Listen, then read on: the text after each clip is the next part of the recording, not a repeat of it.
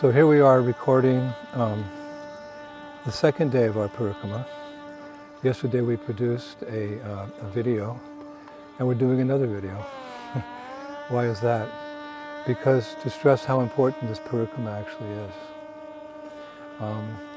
Our Gaudiya Vaishnava tradition has a tradition of doing parikrama.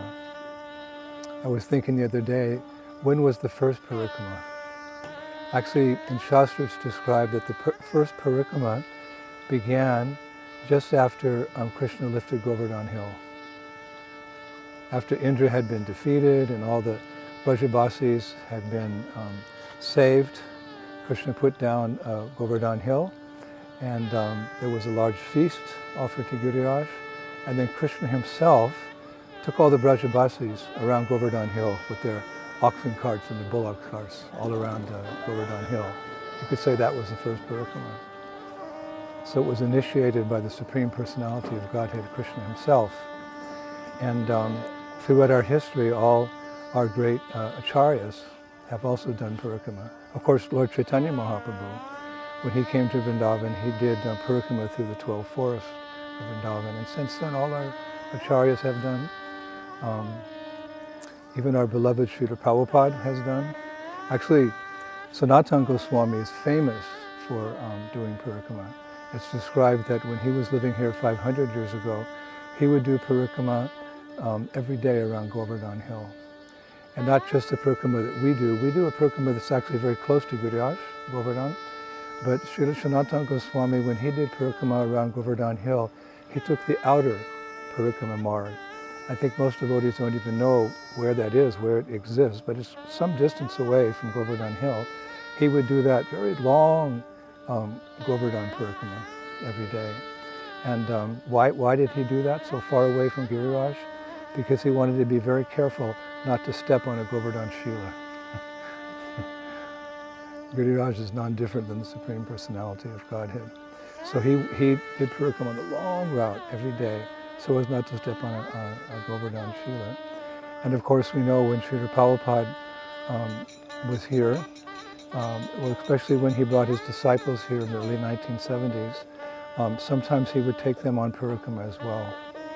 I remember I was fortunate enough to be in one of those parikramas with Srila Prabhupada. We went to some sacred place, Mother Jamuna, and Prabhupada bathed in the Jamuna River on that parikrama that we did. I remember him walking in, he was effulgent, bathing, and some of the disciples were putting water on Srila Prabhupada. It was brief, but he also did parikrama was here. So parikrama is so much part of our tradition.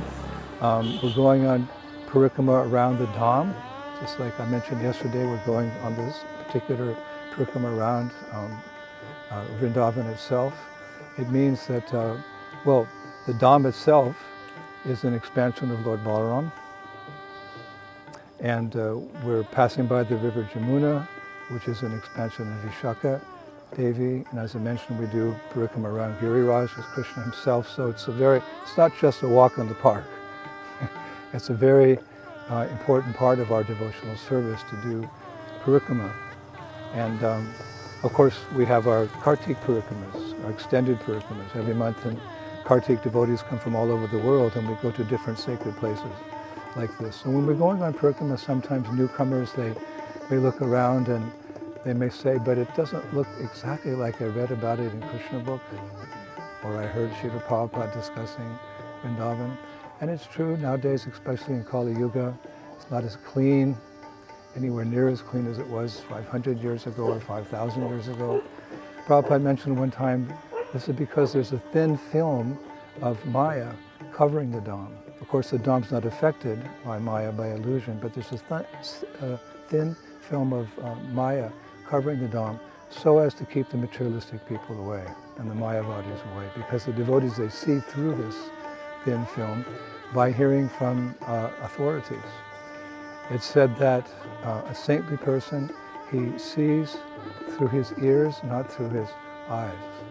So to the material eye, it may appear that Vrindavan's a little dilapidated and dirty, and there's garbage and open sewers.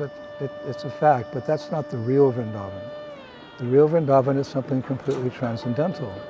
because according to our scriptures, there's no difference between Goloka Vrindavan and Gokul Vrindavan. When Goloka Vrindavan descends to this world by the mercy of Srimati Radharani, who agreed to come with Krishna only if Vrindavan came with them for that wonderful atmosphere for their pastimes. I came, and so in the spiritual world it's called Goloka, and here in the material world it's called Gokula. So we have this faith. Everything is based on faith. Just like Prabhupada said, even materialistic people, they have faith. They have faith in the sciences. Whatever the sciences say, the common people, they take that as truth.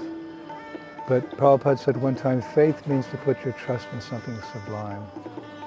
So sublime is the teachings of our acharyas who reveal the real beauty of Sri Vrindavan Dham. So when we're going around now, we're not seeing it through our material eyes. We're seeing it from what we've heard from Srila Prabhupada and our acharyas and our leaders in ISKCON, those who speak about Vrindavan, like my parikrama guru, Dinabandhu Prabhu, or Bhakti Chaitanya Maharaj. We've learned from them to see Vrindavan as it is. I sometimes tell the pastime that Prabhupada was speaking about Vrindavan here in Vrindavan and describing it as it's described in Srimad Bhagavatam, especially in the 10th canto, all the pristine beauty of Vrindavan. And later he asked for questions, and one devotee raised his hand. He said, "But Srila Prabhupada, I don't see it like you're seeing it. There's, rickshaw wallahs begging or pushing for money, and there's the open sewers, and there's the pigs, and so if I just don't see it like that." So Prabhupada said, yes, that's because there's a speck in your eye. So the devotee had this big, thick black glasses. He took his glasses off and he started rubbing his eyes like this, hoping to see Vrindavan as it is. And Prabhupada said, no, not like that. He said, the speck in your eye is a desire for sense gratification. And until that desire for sense gratification is removed, you can't see Vrindavan as it is. So as we mentioned yesterday, half the process of Krishna consciousness is Chaitodharpana Marjanam, cleansing the heart of all those obstacles between us and Krishna and everything connected to Krishna, like lust, anger, and greed. And through the chanting of Hare Krishna, when those obstacles are removed, then bhakti, or devotion, the seed of bhakti in our heart, it has that fertile ground to grow, and eventually, premanjani charati bhakti valochanena. When one's eyes are covered by the salve of love, one will be able to see Vrindavan as it is. So we hanker for that. It's called lolium, or greed. We hanker for these things. Just like a materialistic person hankers for some sense gratification, some name, some fame, some material objects, or whatever. We're being trained to hanker for Krishna. And that mood is present in Vrindavan. That mood is present in Vrindavan. Everyone is looking for Krishna. Just like the 6 Goswamis in there. We hear in the prayers, the Sad Goswami Ashtakam. They're looking at it, where is Krishna? Where is Krishna? This is the mood of Krishna consciousness. And this is what makes Vrindavan, it's so easy to advance in Krishna consciousness. When we're going around parikrama here today on our second day, going around Vrindavan Dham, we're passing people who are not reading newspapers, who are not gramya katha, talking about just politics or economy or these type of things that most people, when they wake up in the morning, that's what they start talking about. No, here in Vrindavan, when we're going around parikrama, we meet people, Jai Sri Radhe, Hare Krishna.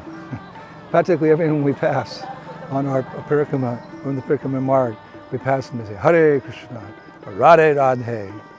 So in this way, you're reminded of Krishna at every step. And plus there's so many other people doing parikrama from other sampradayas, and even just the people in the villages, or on big days like Guru Purnima here in Vrindavan.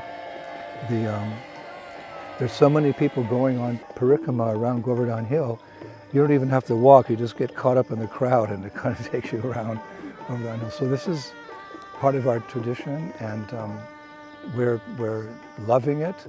Of course, this Vrindavan parikrama, it's about maybe 12 kilometers long. It's not that easy, but whatever austerities are there, we don't even think about it, because we're just relishing hearing the people call out Krishna's name, chanting Krishna's names ourselves, seeing the cows, seeing the peacocks, seeing the birds.